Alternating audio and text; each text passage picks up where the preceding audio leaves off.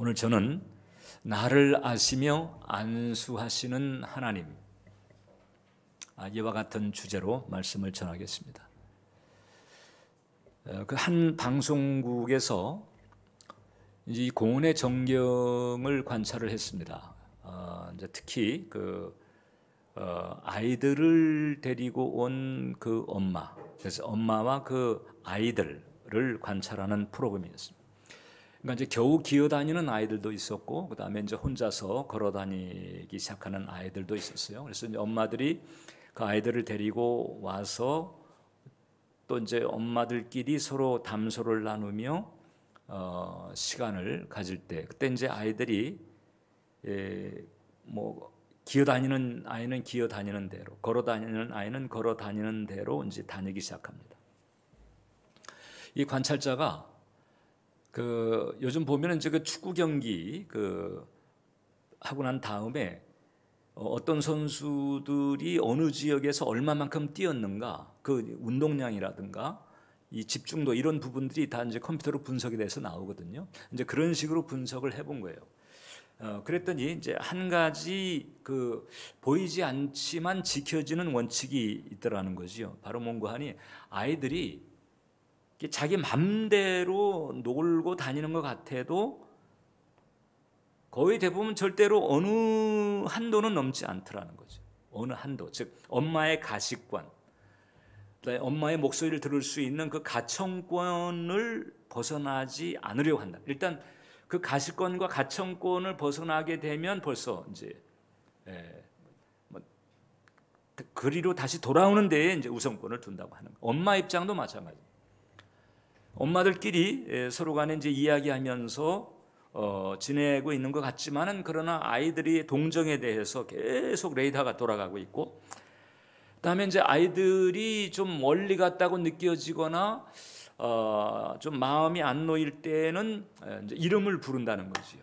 이름을 불러서 환기를 시킵니다. 그럼 이제 엄마도 그렇고 아이들도 그렇고 지금 소위 그 영역, 즉 가시권과 가청권 그 거리에 있는가, 이것을 확인하면서 계속해서 시간을 보낸다라고 하는 거거든요. 이제 그런 과정에서 그 엄마와 아이들 사이를 이어주는 보이지 않는 끈이 있는데, 바로 이름이다.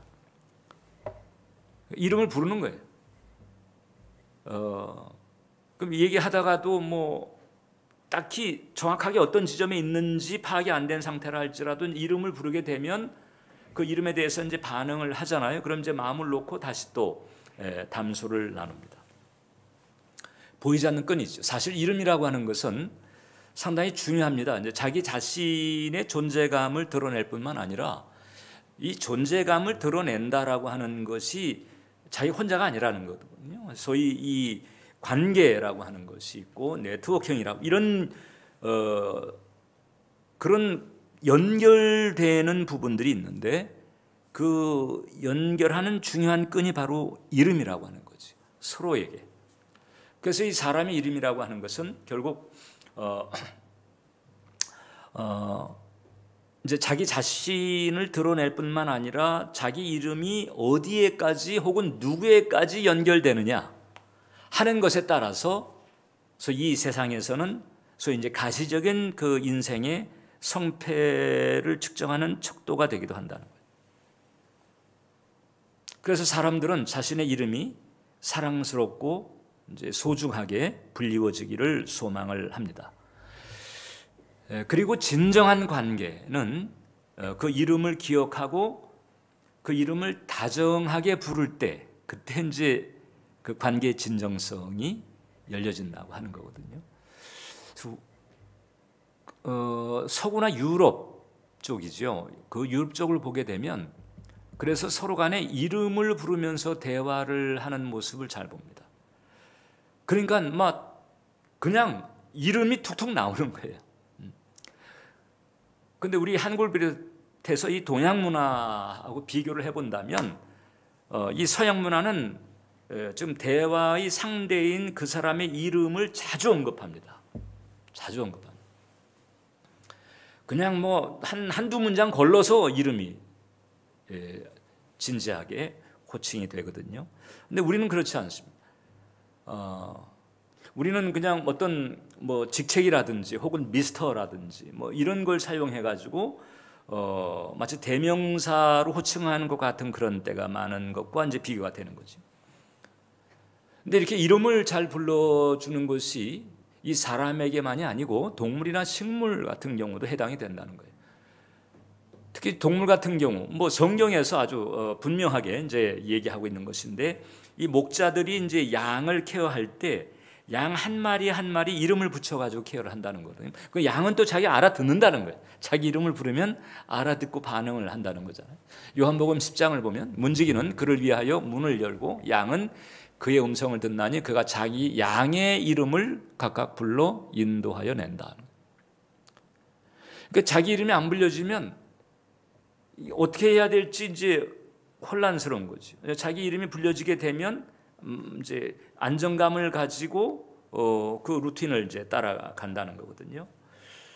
식물조차도 그렇다는 거잖아요. 어떤 그 사과 농장이 있는데 그 사과 농장의 사과는요 농약을 쓰지 않고 뭐 이럼에도 불구하고 다른 그 출산지에 비해서 그 사과가 아주 크고 맛있다는 거예요.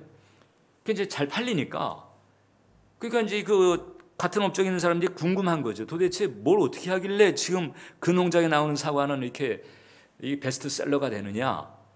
알고 봤더니 그 농장 주인은 자기 농장에 있는 사과나무 하나하나에 이름을 붙였다는 거예요. 그래가지고 그 나무를 돌볼 때마다 그 나무 이름을 불러가면서 잘 있었냐? 괜찮아? 뭐 이러면서 이제 그 관리를 해줬다는 거거든요. 그러니까 이제 그 애정이 담긴 열매가 이렇게 맛있게 나왔다는 거예요. 이름을 부른다는 것, 이것은 결국 그 이름을 가지고 있는 그 대상을 값지게 한다는 거죠. 그런 의미가 있습니다. 시인 그 김춘수 씨가 이제 꽃이라고 하는 시를 지은 게 있어요. 내가 그의 이름을 불러주기 전에는 그는 다만 하나의 몸짓에 지나지 않았다. 내가 그 이름을 불러주었을 때 그는 나에게로 와서 꽃이 되었다. 내가 그의 이름을 불러준 것처럼 나의 이 빛깔과 향기에 알맞은 누가 나의 이름을 불러다오. 그에게로 가서 나도 그의 꽃이 되고 싶다. 우리들은 모두 무엇이 되고 싶다. 너는 나에게, 나는 너에게 잊혀지지 않는 하나의 눈짓이 되고 싶다. 불렀을 때 비로소 꽃으로 확실하게 존재하게 됐다는 거죠. 그 꽃의 특성들, 색깔, 그 다음에 향내, 그 존재감, 이것이 확실하게 부각이 이제 되어졌다는 거잖아요. 그러니까 이름을 불러주자는 얘기는 그 이름을 가지고 있는 그 대상을 아름다운 꽃처럼 대하자는 얘기고, 그 사람이 가지고 있는 빛깔 혹은 향기 이런 부분들을 이제 인정해주고 존중해주는 그런 이제 분위기를 만들자는 거죠. 그래서 우리 교회에서도 이제 그럴 필요가 있습니다.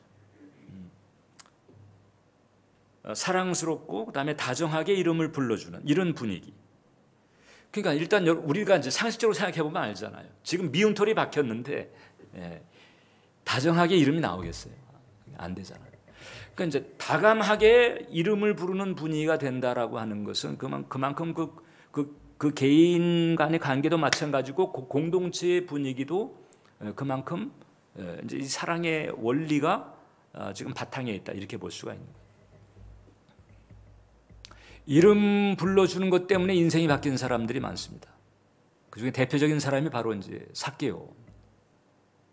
누가복음 19장에 보면 이제 예수님께서 여리고를 가신 대목이 나오는데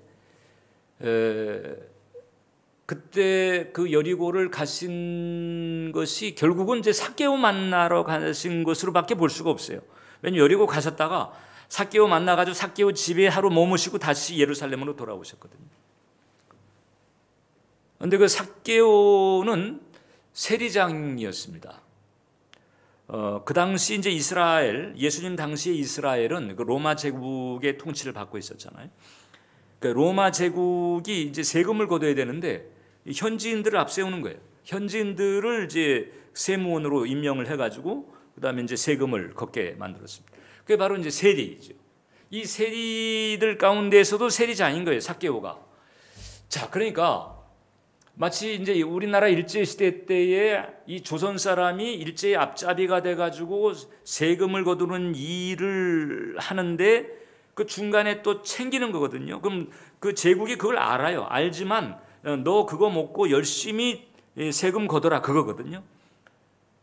그래서 이 세리하게 되면 그 당시 이스라엘 땅에서는 창기와 같은 레벨로 그렇게 천대하고 소외시키는 그런 사람들이었습니다. 근데 그 중에서도 세리장이에요. 얼마나 지독스럽게 했겠어요.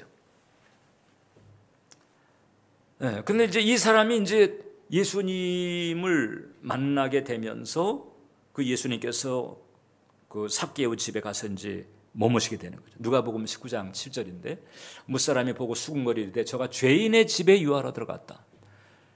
삭개오의 집에 유하러 들어갔다고 표현하지 않잖아요. 죄인의 집에 유하러 들어갔다. 자, 그러니까 그 당시 여리고 사람들은요, 삭개오 하게 되면 저 세리, 앞제비, 나쁜 놈 이름을 부르지 않았을 것입니다. 그놈, 그 자식 이렇게 했을 거예요. 그리고 아예 사람들의 뇌리 가운데는 죄인이라고 딱 낙인을 찍고 있는 거죠. 자, 그런 분위기 가운데 살고 있었던 삭개오입니다. 그러니까 사람들이 자기를 어떻게 보는지 알고 있는 거예요. 자기가 하고 있는 이 일이 어떤 의미를 가지고 있는지를 알고 있는 거죠. 그런 과정에서 지금 돈을 챙기고 그 다음에 부자였고 좋은 집에 좋은 옷 입고 살고 있었지만은 그러나 근본적인 소외감, 외로움, 혹은 버림받은 것 같은 정말 하나님에게서조차도 버림받은 것 같은 이런, 왜냐하면 이방인 빌부터 사니까 그 유대인들은 이방인을 이제 무슨 지옥 뗄감 정도로 알고 있잖아요, 기본적으로. 그런 상황인데 예수님께서 이제 그 동네를 찾아오셨다는 거죠. 예수님을 보려고 아마 키가 작았던 것 같아요. 나무 위에 올라가 가지고 그래서 예수님을 바라보고 있는데, 근데 예수님께서 말씀을 전하시고 그 다음에 삭개오를 삭개오를 딱 바라보시는데 아마 마치 그 수가성 여인의 그 남성 전력을 딱 알아채셨듯이 이제 삭개오의 이름도 그렇게 아신 것 같아요. 그 삭개오를 바라보시면서 이름을 부릅니다. 삭개오야, 속히 내려와라. 내가 오늘 내 집에 유하여야 되겠다. 여러분, 이제 우리가 이 대목을 읽을 때 뭐 그럴 수 있겠네 하지만 저는 이제 이 상황에서 이제 삭개오가 전환점이 왔다고 봅니다. 세리야, 이 제국의 앞제비야, 뭐 이렇게 부른 게 아니잖아요. 사람들은 그렇게 부르고 있어요. 부르고 있어요. 자기한테 굽신거리는 사람도 세금 한 푼 덜 내보려고 그렇게 하는 거지 속으로는 이 나쁜 자식 그렇게 하고 있는 걸 알아요. 알고 있는데 그 예수님이 거기 딱 오시더니 삭개오야. 여러분, 이렇게 부르셨을 때 어떻게 부르셨을 것 같아요? 예수님께서 그냥 막 눈총을 주면서 그냥 퉁명스럽게 이렇게 하셨겠어요? 아니잖아요. 삭개오야, 다정스럽게 꽃을 만드시는, 꽃을 피우게 하시는, 내가 오늘 내 집에 유하여야 되겠다. 내가 너와 함께 하고 싶다. 이름 부르는 것만 해도 지금 얼떨떨한데 내가 너와 함께 해야 되겠다. 내가 너 집에 가서 너와 함께 머물고 싶다는 거잖아요. 그 창기와 같은 레벨로 간주되는 자신의 집에 오시겠다는 그 예수님이 여기서 그냥 삭개오가 와르르 전 무너졌다고 보는 거예요.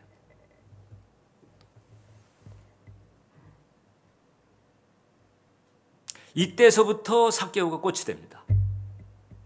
그리고 자기가 토색한 거 4배는 갖고 그다음에 자기 소유의 절반을 내가 가난한 사람들에게 주겠습니다. 완전히 트랜스포메이션이 그에게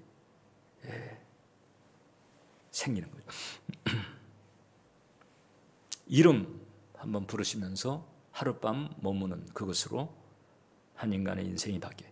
그러니까 그 소에 당한 그리고 버림받은 것 같은 그 바닥에 있었는데 예수님께서 찾아가 주셔서 이름을 부르시고 함께 하시면서 그 영혼을 소송시키는 거예요. 주님은 바로 이렇게 하시는 분입니다. 오늘 우리가 읽은 시편, 같은 시편 7절로 8절을 보면 내가 하늘에 올라갈지라도 거기 계시며 수월에 내 자리를 펼지라도 거기 계십니다. 이제 이 앞대목에 보면 주의 영이 계시는데 어디를 가도 그것을 피할 수 없다는 거지. 어딜 가도, 산꼭대기에 가도, 바다 깊은 곳에 가도, 심지어 음부에 내 자리를 펼지라도 거기 계십니다. 지금 이제 이 성경에는 스올이라고 나오잖아요. 그게 이제 우리말로는 이제 음부라고 번역이 되는데 이게 이제 낙원에 반대되는 개념입니다.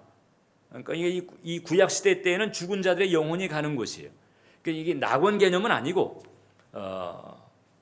그러니까 이제 거기는 마치 버림받은 곳이고 외면당하는 곳이고 그냥 깜깜한 그런 수렁 그 자체로 여겨지는 그런 곳이거든요. 근데 그런 곳에조차도 주님께서 함께 하시면서 영혼을 챙기신다는 거잖아요.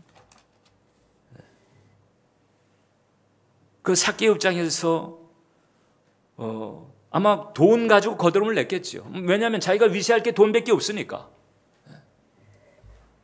자기의 존재 바탕이 돈인 거예요. 돈 아니면은 자기는 완전 여기서는 매장당할 수밖에 없는 그런 존재예요. 돈 하나 가지고 버티고 있는 거예요. 돈 하나 가지고 버티고 있지만은 그러나 하나님과의 관계, 사람들과의 관계에서 아픔의 눈물을 내면에서는 흘리고 있고 그리고 외로움의 눈물을 흘리고 있는 거예요. 그런데 주님께서 찾아가셔서 그를 품으십니다. 그리고 그로 하여금 꽃이 되게 만들어요. 그리고 결국은 그 과정에서 그런 트랜스포메이션, 그런 변화를 가지면서 그 삭개오 속에 하나님께서 심어놨던 그 빛깔, 그 향기를 드러내게 하십니다. 아마도 초대교회가 세워지고 난 뒤에 예루살렘만이 아니고 이스라엘 땅 그리고 이방 땅에 이르기까지 초대교회가 계속 선교를 통해서 퍼져나갈 때 이 삭개오도 저는 아마 간증하러 부지런히 다녔을 거라고 저는 봐요. 예수님 만나가지고 너무나도 확실하게 변화된 사람. 그때 삭개오는 틀림없이 이렇게 했을 것입니다. 그분이 내 이름을 아셨습니다. 그리고 그분이 내 이름을 부르셨습니다. 그리고 한량없는 은혜로 내 영혼을 그리고 내 삶을 에워싸셨습니다. 서럽게 흐르던 내 눈물을 내 눈에서 닦아주셨습니다. 자신에게 주신 그 은혜를 그렇게 증거했을 것이고 그리고 그 간증이 그 삭개오처럼 소외되고 아프고 그리고 버림받은 것 같은 바닥에 있는 그 영혼, 그 스월, 즉 음부에 있는 것과 같은 그 영혼들에게 얼마나 위로를 주고 소망을 주었을까요? 예수님은 어디든 찾아가시고 예상을 깨고 상식이나 혹은 어떤 사회적 이런 뭐 전통 이런 걸 깨고 그 예상을 깨고 예수님은 찾아가서 품으시다. 지금도 마찬가지. 지금도 예수님은 여러 경로를 통해서 사람과의 만남이 됐든지 어떤 사건이 됐든지 환경이 됐든지 이런 것을 통해 가지고 찾아가시고 영혼을 품어주시는 줄 믿습니다. 이런 그 은혜에 대해서 정말 문학적으로 잘 표현된 그 작품이 레미제라블이잖아요. 빅토르 위고가 쓴 그 레미제라블. 그 책의 이제 주인공이 이제 장발장입니다. 빵 하나 훔친 죄로 5년 수감되다가 여러 번 탈출 시도를 한 까닭에 19년 동안 옥살이를 하고 이제 가석방이 돼서 나오는 거죠. 그게 사실 문학 작품이지만 그 당시 프랑스의 사회상으로 봤을 때는 수두룩 급격하게 벌어지는 일 중에 하나예요. 거의 실학성 사건들을 바탕으로 뭐 만들어졌다고 해도 과언이 아닙니다. 그 이제 가석방된 상태에서 누가 그런 사람 환영하겠어요? 19년 동안 옥살이 하다가 가석방돼서 나온 사람을 이제 교회에서 잠을 자게 됐는데, 여러분 잘 알고 있는 것처럼 이제 은 식기 훔쳐가지고 달아나다가 경찰에 잡혔어요. 보니까 이게 교회 것 같아. 그러니까 경찰이 이제 교회로 데려와가지고 그다음에 이제 이게 훔친 물건임을 확인하려고 하는데, 그 미리엘 주교, 그 주교가 아니 이건 선물로 준 거다. 근데 내가 은초 때까지 선물로 줬는데 은초 때는 왜 안 가져갔냐 이러면서 은초 때를 챙겨주는 거지. 물론 이제 그 전날 같이 식사를 하고 또 잠을 자게 하고 이런 과정이 있었잖아요. 주님은 그 바닥에 있었던 그 스월에 있는 것 같았던 그 장발장에게 그 미리엘 주교를 통해서 다가가신 것과 다를 바가 없어요. 2012년도에 그 뮤지컬 레미제라블이 나왔을 때 참 감명 깊게 이제 봤습니다. 제가 그 런던에 있을 때, 런던에는 이제 그 웨스트 엔드라고 하는 데가 있어요. 그 뉴욕은 이제 그 뉴욕이 그 브로드웨이잖아요. 그 뮤지컬. 그 뉴욕의 브로드웨이, 런던의 웨스트 엔드. 그 웨스트 엔드에는 뮤지컬 극장이 상당히 많고 거기서 뭐 캐츠서부터 레미제라블 뭐 이런 이제 여러 이제 작품들이 이제 많이 올라요. 거기서 이제 레미제라블을 한번 본 적이 있는데 도무지 히어링이 안 되니까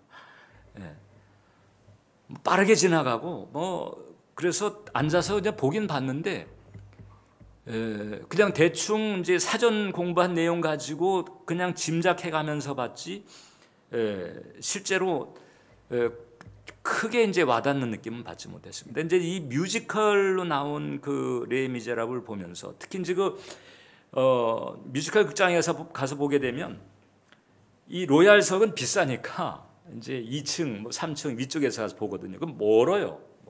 그럼 이 배우들 표정 자체도 사실 감 잡기가 쉽지가 않아요. 근데 영화로 딱 뮤지컬이 딱 나오는 걸 봤는데 그냥 나 혼자만을 위해서 공연한 것 같아. 기분이요. 그래서 그것을 보면서 참 많은 감화를 받았는데, 그때 이제 내 기억도 나는 게 그 뮤지컬 영화의 첫 대목이 바로 뭔가 하니 그 장발장이 이제 감옥에서 막 그 사역을 하고 이럴 때, 그때 장발장을 부를 때 어떻게 부르는 거 하니 그 수인 번호로 부르는 거예요. 24601, 2460 수인 번호로 불러요. 번호로 이름을 부르는 게 아니에요.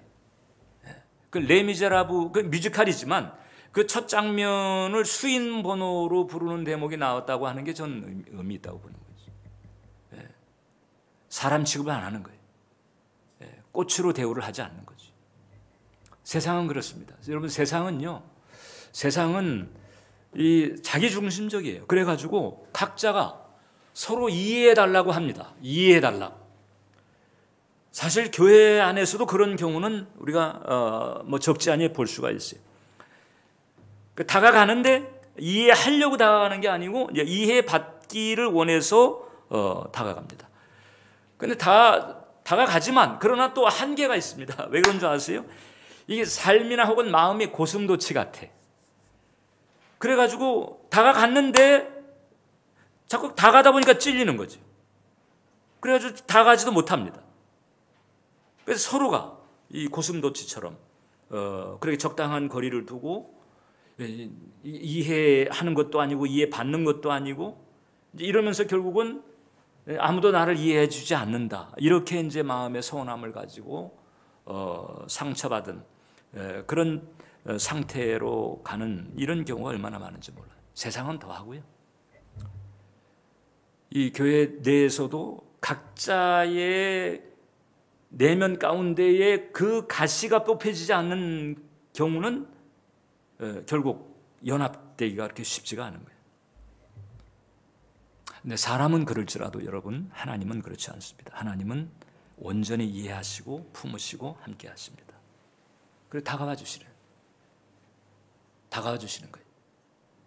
오히려 반전을 일으킵니다. 그 삭개오의 경우처럼 반전을 일으키죠. 그리고는 손을 얹어서 안수하시면서 치유하시기까지 하는 거예요.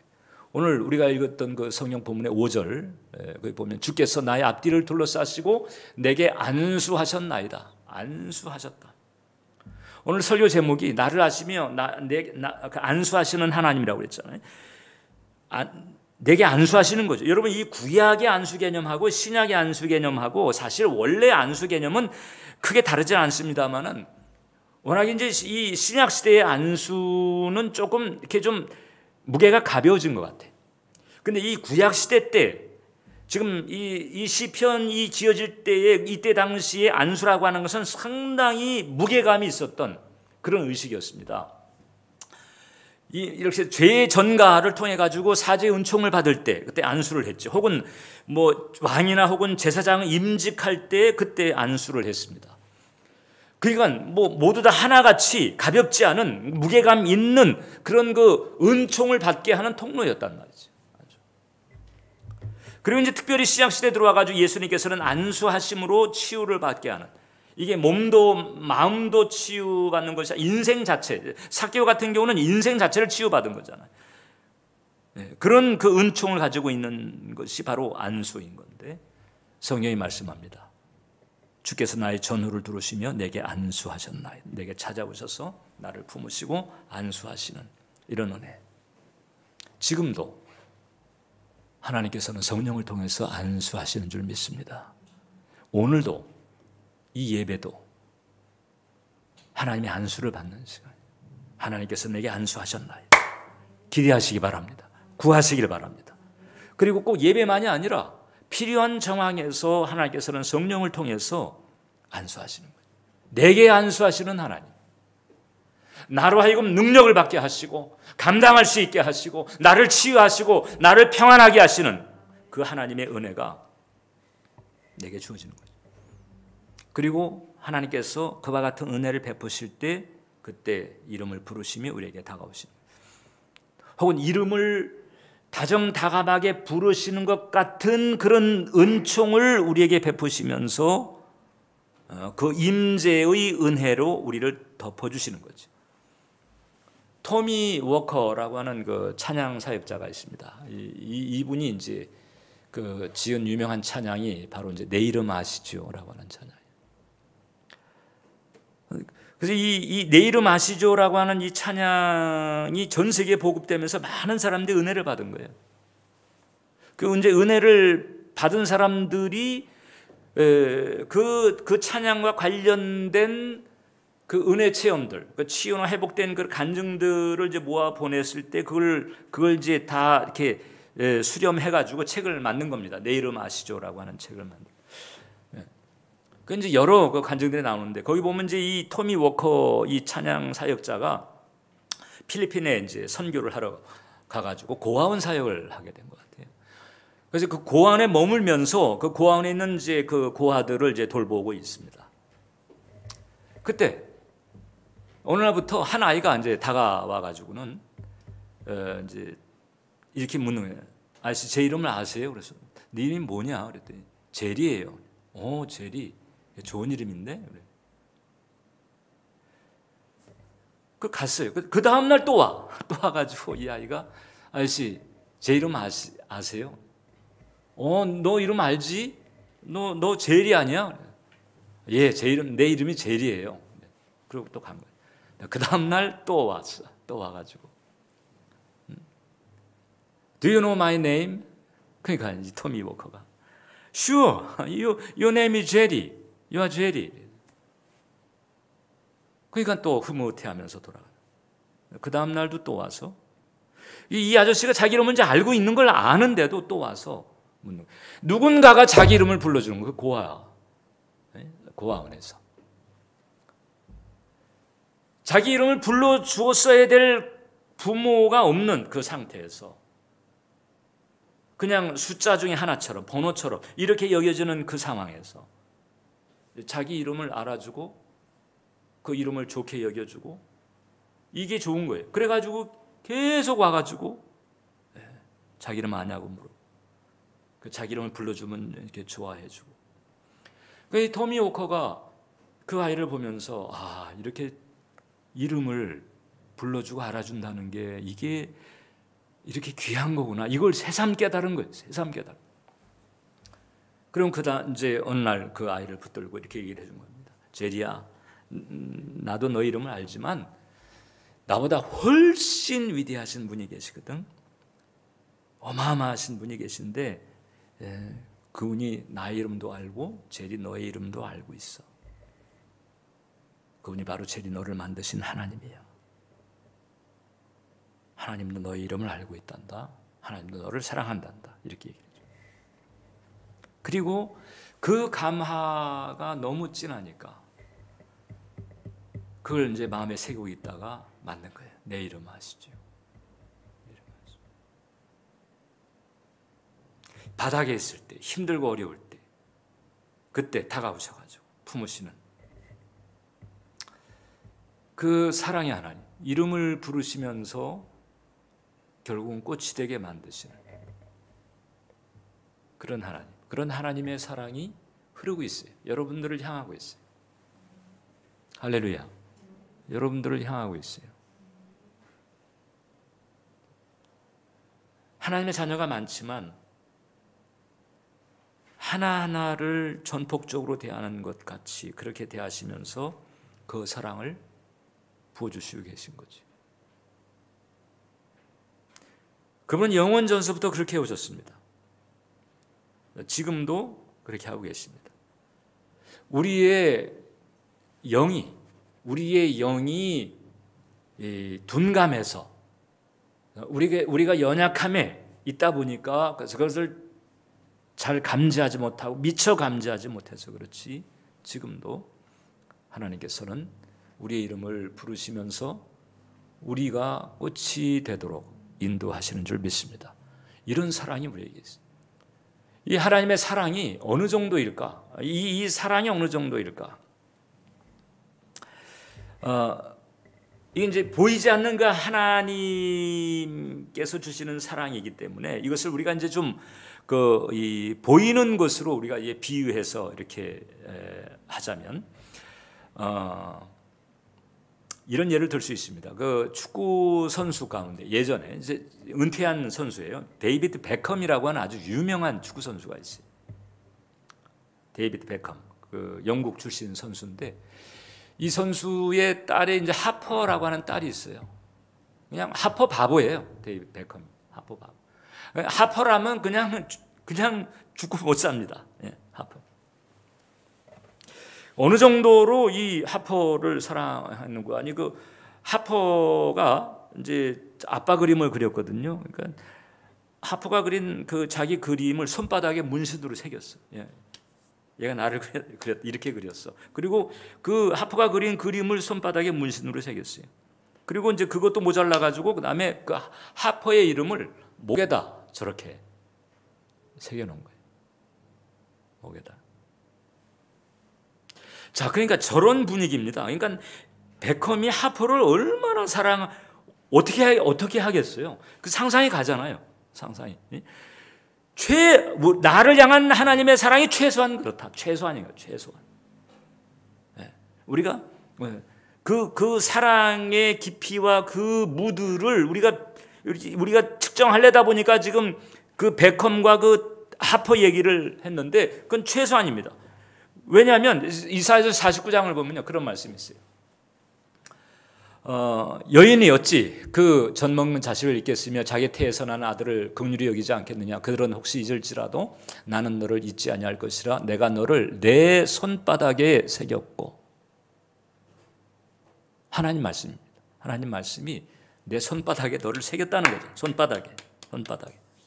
하나님은 손바닥에 내 이름 석자가 있어요. 정제. 여러분들의 이름도 마찬가지예요. 내 이름 석자가 하나님 손바닥에 있어요. 하퍼가 자기 손바닥에 딸내미가 그린 그림을 새기고 자기 목에다가 딸내미 이름을 새겼는데 하나님 보니까 하나님도 손바닥에 내 이름을 새겼다는 거잖아요. 그러니까 일단 베컴하고 하퍼 사이에 이게 오고 가는 그런 사랑, 그런 사랑의 마음만이 아니고 그 사랑의 구체적인 표현이라든가 이런 부분 최소한 우리를 향한, 나를 향한 하나님의 사랑은 최소한 그렇다. 우리가 나중에 주님을 만나서 얼굴과 얼굴을 대하듯이 그렇게 주님을 대하게 되는 그날, 하나님께서 당신 손바닥에 새긴 내 이름을 보여주시게 되면 그때 우리는 어떨까? 우리는 그 하나님께로부터 그런 사랑을 받고 있어요. 막스 루케이도 목사님이 그래서 우리가 하나님을 이해하는 데 있어서 아주 중요한 그 참조글을 우리에게 주었습니다. 우리는 자꾸 내 경험, 내가 겪은 거, 내가 받았던 거, 이런 걸 가지고 자꾸 이제 하나님에 대해서 우리가 판단을 하려고 합니다. 그래서 왜곡된 하나님의 사랑에 대해서도, 하나님의 그 진심에 대해서도 이게 왜곡될 때가 많이. 그런데 우리의 생각을 넘어서는 거죠. 우리를 향한, 나를 향한 하나님의 사랑은 그걸 넘어서요. 그 막스 목사님이 그런 얘기를 했습니다. 하나님은 항상 우리 편, 아니 내 편이시다. 그분의 신실함은 우리가 잘한다고 커지는 것도 아니고 못한다고 줄어드는 것도 아니다. 인생 경기의 관람석에서 나를 응원하실 분, 틀림없이 그분이시다. 뛰다가 쓰러지면 다가와서 부축해 주실 분이 바로 그분이다. 그분께 달력이 있다면 틀림없이 내 생일에 동그라미를 치셨을 것이다. 네. 하나님 달력이 있다면 제 생일이 4월 14일인데 거기 이제 동그라미를 틀림없이, 정 목사 생일인데, 내가 졸업하거나 결혼하거나 뭔가 있을 때 기억하고 전화해 주실 분이 그분. 힘들 때도 마찬가지. 그분 손에 내 이름의 문신이 있다. 여러분들이 그간 이제까지 신앙의 여정, 인생의 여정을 거쳐오면서 여러 가지 일들을 많이 겪고 이러면서 여러분 자신의 그 자아상에 대해서 다양한 그런 생각을 가지고 있을 것입니다. 근데 여러분들이 스스로의 자아상에 대해서 어떤 생각을 가지고 있든지 일단 그걸 떠나서 일단 여러분들 향해서 여러분들의 어떠함을 이미 충분히 영원 전서부터 알고 계신 그 하나님께서는 여러분들을 이렇게 사랑하신다. 여러분들의 이름을 손바닥에다 새기고 있으시다.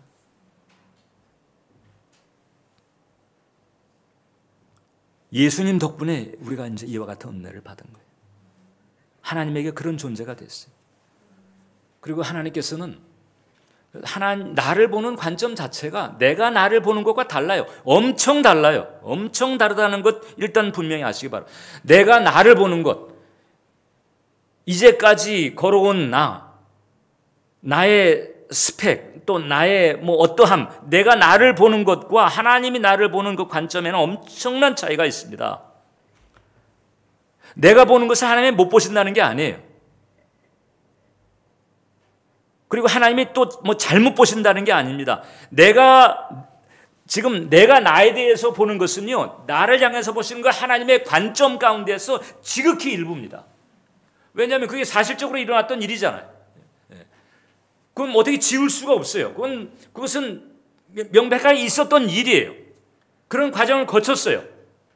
그래서 명백하게 있었던 그 팩트들 때문에 그 팩트로 말미암은 그 어떠함으로 이제 나 자신을 지금 내가 스스로 판단하는 부분들이 있잖아요. 그런데 지금 내가 나를 보고 있는 이것은 나를 보고 있는 그 하나님의 그 관점의 폭에서 본다면 지극히 일부에 불과합니다. 그러면 하나님은 도대체 그럼 어디에 중심을 두고 나를 보실까? 어디에 중심을 두고 나를 보실까? 고린도후서 3장 18절을 보면요, 우리가 다 수건을 벗은 얼굴로 거울을 보는 것 같이 주의 영광을 보며, 우리가 장차 이 천국에 갔을 때 그 영화로운 차원에 이르렀을 때죠. 그와 같은 형상으로 변화, 주의 형상이죠. 주와 같은 형상으로 변화해서 영광에서 영광으로 이른다. 이 육신적 연약함, 이것 때문에 헤매고 끌탕을 하고 실수하고 넘어지고 자빠지고 이런 게 아니고 영광에서 영광으로 이르는 주의 형상을 그대로 빼닮는 이런 그 영광된 모습으로 변화되는 그때가 그렇게 돼가지고 영원을 그렇게 가는 거잖아요. 그러니까 이 땅에서 뭐 100년 안짝되는 요것은 이건 극히 일부에 지나지 않아요. 하나님은 영광에서 영광에 이르는 그의 주의 형상의 모습을 내게서 보시는 거죠. 그것을 보시면서 지금 같이 끌고 가는 거예요. 같이 끌고 가는